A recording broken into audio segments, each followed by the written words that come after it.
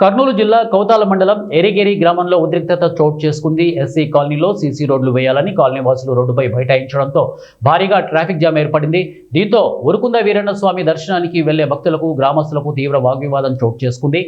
ధర్నాలు చేయడం వల్ల ఇబ్బందులు పడుతున్నామని ఒకరిపై ఒకరు దూషణలు చేసుకుంటూ వాగ్వివాదానికి దిగారు.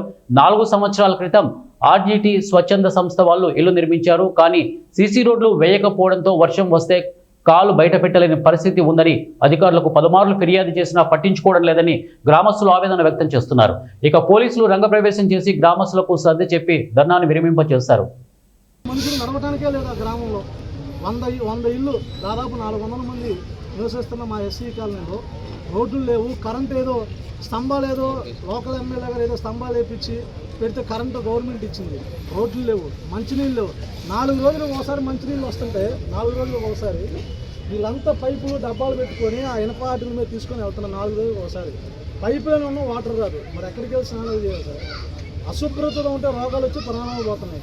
సరే, రోగాలు వచ్చినాక బతకాలంటే హాస్పిటల్కి వెళ్ళాలంటే ఎక్కడో 20-30 కిలోమీటర్ల దూరం వెళ్తే 40-50 వేల రూపాయలు ఎవరి దగ్గర ఉంటాయి సార్ బతకడానికి? ఆర్డీఓ గారు ఎంఆర్ఓ గారితో మాట్లాడించాను సార్. ఆ సమస్య పరిస్థితి ఇప్పటికి 2-3 సార్లు మా వాళ్ళు ధర్నాలు చేశారు, వెళ్ళారు. కలెక్టర్ దగ్గరికి వెళ్ళి అయినా కూడా మేము వారంలో చేస్తాం, 10 రోజులు చేస్తాం, సమస్య పరిష్కరిస్తాం అన్నారు. దాదాపు 4 ఏళ్ళు గడిచిపోయింది. కాబట్టి ఇమీడియట్లీగా ఎమ్మెల్యే ఆర్డీఓ గారైనా సరే, ఎంఆర్ఓ గారైనా కలెక్టర్ గారితో మాట్లాడి కలెక్టర్ నిధుల నుంచి అయినా సరే ఆ రోడ్లు వేయించండి. మీరు వేయించలేకపోతే మేమే చేసుకొని